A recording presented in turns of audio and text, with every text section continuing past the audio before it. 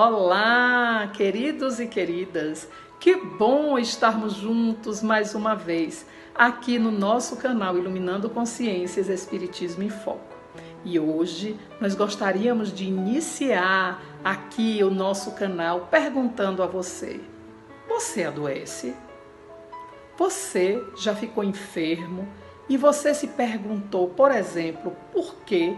Qual a causa das enfermidades que você, neste momento, pode estar passando ou que algum ente querido seu possa estar passando? Já se perguntou? Ah, se você já se perguntou, hoje você vai entender, à luz da doutrina espírita, por que isto acontece.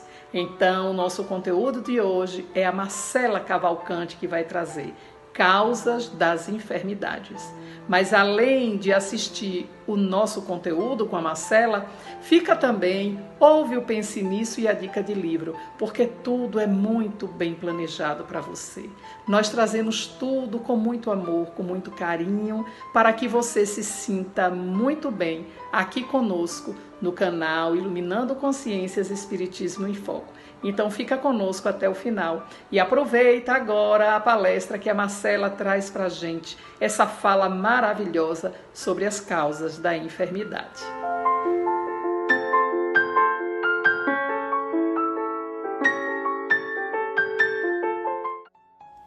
Olá, meu nome é Marcela Cavalcante e hoje nós vamos falar um pouquinho sobre enfermidades do corpo. E aí quando eu vejo esse nome, enfermidades no corpo, logo eu começo a associar a enfermidades da mente. Enfermidades da mente, por quê?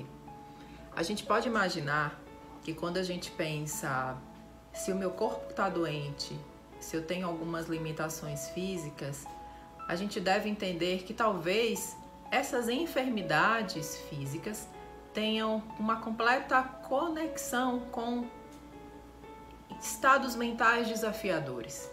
Eu traria assim. Por quê? Hoje, a medicina, a psicologia, a gente entende que não existe mais uma separação, uma divisão entre mente e corpo, como se elas fossem unidades distanciadas. A gente vai tratar o corpo, a gente vai tratar a mente. Eles estão em interação. E se a gente pensar em um estado de saúde, né, em algo saudável, em equilíbrio, né, como trazer esse equilíbrio para a nossa vida? Como ser um ser humano saudável? Talvez a gente pensasse que saúde, claro, não sendo o sentido de saúde como aquela pessoa, né, que está 100% bem, como é a extinção da doença, não. Mas saúde trazendo como algo como equilíbrio, né, entre estados mentais mais pacificadores, logo estados físicos mais equilibrados também, né? Hoje, quando a gente fala de medicina, a gente pensa muito na alopatia, a gente pensa muito naquela medicina ocidentalizada, tradicional, onde a gente está doente, daí a gente toma um medicamento. E aquele medicamento, ele vai combater a minha enfermidade. E aí eu vou dar um exemplo claro para você. Você tá com uma enxaqueca. Você foi no médico, você foi no neurologista ou nem foi. Você aprendeu de alguma maneira que tomar determinados medicamentos vão fazer com que você não tenha mais a enxaqueca. Só que essa medicina ocidentalizada, a alopatia, ela é extremamente eficaz, sim, né? Extremamente eficaz, nós temos que agradecer pela existência dela. Mas eu trago aqui outras reflexões e outras medicinas que também são regulamentadas pela Organização Mundial de Saúde e falam e trazem sobre uma qualidade de vida, prevenção e promoção da saúde, ou seja, antes que você tenha aquela enxaqueca, o que é que você pode fazer? Quais são os hábitos que você pode modificar no seu dia a dia? A medicina tradicional chinesa, a Ayurveda também, né? Eles falam sobre mudanças na alimentação, mudanças nos estados mentais, massagens, meditação que você pode fazer para não somente atingir aquelas células que não estão funcionando muito bem ou atingindo o ponto da doença, ele vai começar a trabalhar na sua integralidade, no ser humano como um todo, e não um ser humano que está só querendo aliviar os seus sintomas. Mais uma vez, se eu tenho uma dor de dente, se eu tenho uma gastrite, a gente aprende que a gente pode sim fazer uso dos medicamentos, mas a gente pode aprender também a se tratar com mais bondade, com mais amor e com mais carinho. Por que eu falo isso? Porque quando eu me trato com bondade, com amor e com carinho, eu entendo que talvez manter determinados estados mentais, comer determinados alimentos, manter certos hábitos, eu não vou estar trazendo a saúde para a minha vida, nem a saúde física, nem a saúde emocional. Então, quando eu começo a me tratar com mais bondade, por exemplo, eu posso não ter tanta necessidade do comer emocional. Sim. E o que seria esse comer emocional? Imagina que você está muito ansioso, muito ansiosa, e aí você pega um bolo de chocolate, que a sua fome, você só queria comer um pedaço, mas a emoção faz com que a gente coma esse bolo de chocolate inteiro, ou a metade dele, e a gente coma sem parar. Isso vai me deixar mal. Eu posso passar mal. Eu tomo remédio para aquilo. Fico boa. Posso me culpar. Trago um estado emocional desafiador. E trago, muito possivelmente, se eu mantenho esse hábito a longo prazo, todas as vezes que eu estiver triste, ansiosa, como muito. O que acontece ao longo do tempo? Tem uma gastrite, um desconforto maior. E por que eu trago isso? Por que eu trago o bolo de chocolate na sua simplicidade? Porque a gente observou que na pandemia muitas pessoas engordaram.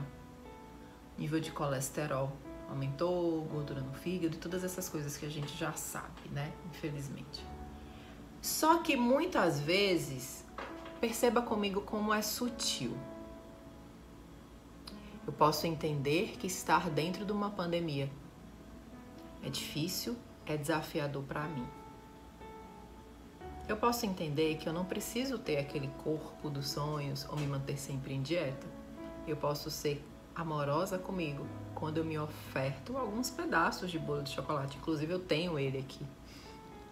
Eu gosto de bolo de chocolate.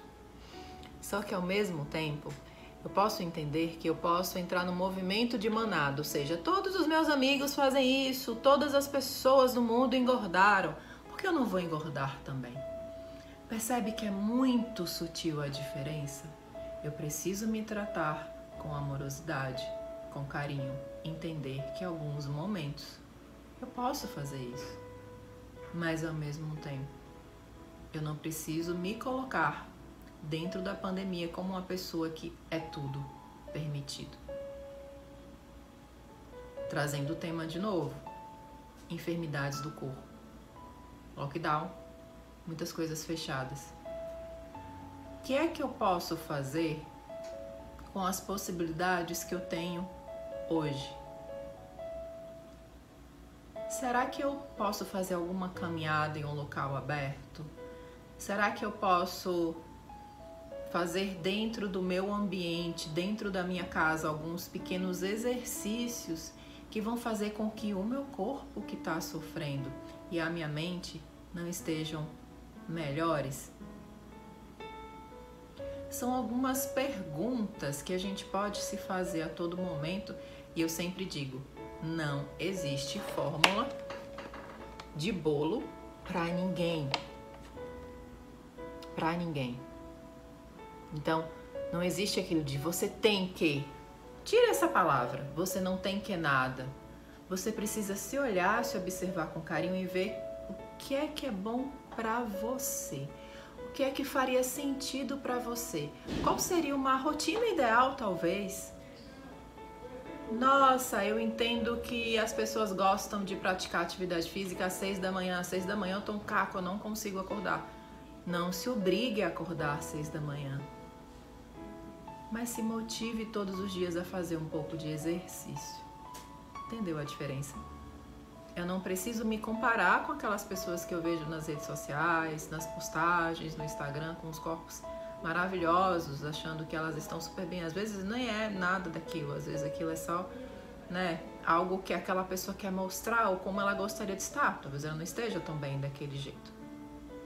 Mas a minha reflexão é: o que é que você precisa fazer para que você esteja bem? Uma vez que estados mentais desafiadores propiciam estados físicos desafiadores, o que é que eu posso fazer com tudo isso? Quais são os pensamentos que eu vou nutrir durante o meu dia? Quais são as companhias que eu vou atrair espiritualmente e fisicamente, mantendo esse tipo de postura e de pensamento? Quando me olho no espelho, o que é que eu vejo? Eu faço afirmações positivas no meu dia. Eu me olho no espelho e me encorajo a viver mais um dia, ou me olho no espelho e penso: que droga de dia, mais um dia. O que é que eu faço quando os estados mentais desafiadores aparecem na minha mente? Eu largo no sofá e passo o dia inteiro assistindo série. E em alguns momentos a gente precisa fazer isso. Mas eu faço sempre isso. Eu tenho algum hábito de leitura? O que é que aquele livro está me trazendo, assim? Qual a maneira que eu estou dormindo? Com o que é que eu estou me alimentando?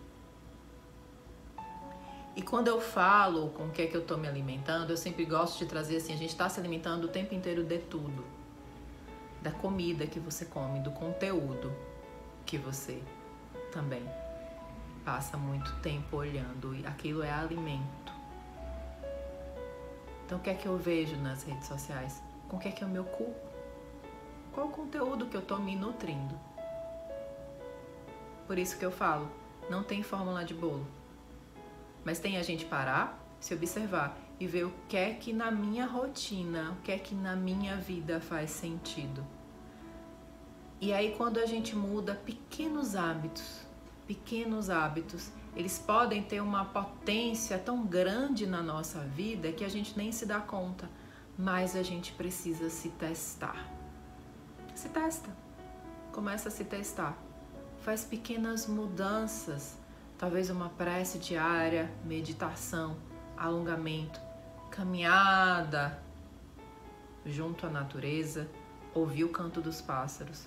Talvez façam com que nós tenhamos uma melhor condição de saúde. Saúde não é ausência de doença. Saúde é ter uma vida equilibrada com as possibilidades que a gente tem. Eu posso estar acamada e me sentir saudável ao mesmo tempo.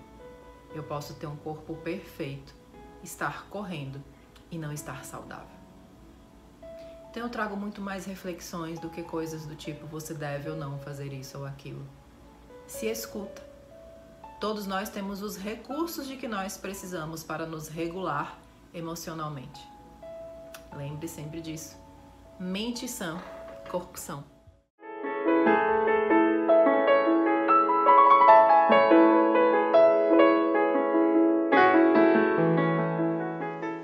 E a nossa dica de livro hoje é Cura e Libertação, de José Carlos de Luca. Para muitas pessoas, superar a dor e o sofrimento pode representar um desafio quase inalcançável. Por isso, muitos vivem abatidos e cada vez mais presos às próprias dificuldades. Neste livro, o leitor encontrará palavras que curam a nossa maneira de lidar com os problemas e que nos libertam do círculo vicioso do sofrimento. Cura e libertação é um autêntico tônico espiritual que trará ao leitor novas forças para escalar a montanha dos seus desafios até chegar ao sol de uma vida feliz e prazerosa. Vale a pena conferir. Mais de 1 milhão de cópias vendidas. Uma boa leitura e fiquem todos com Deus.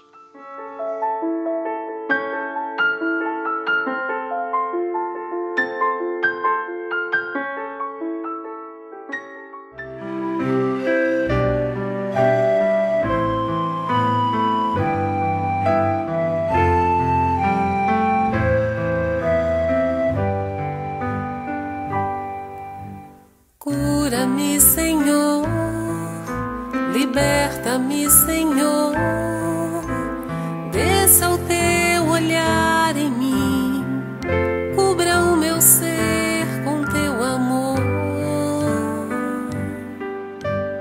Vem, Senhor Jesus, vem, vem, cura-me, Senhor.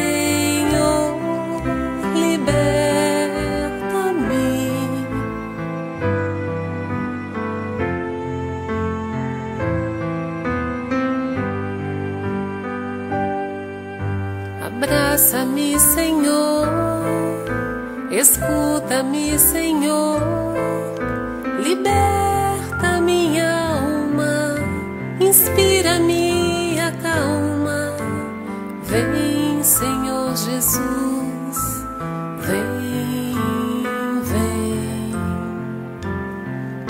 inspira-me, Senhor, escuta.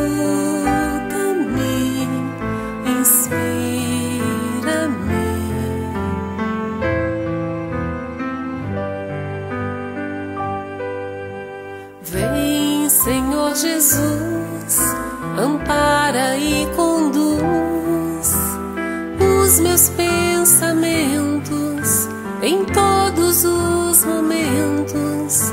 Levanta-me, Senhor,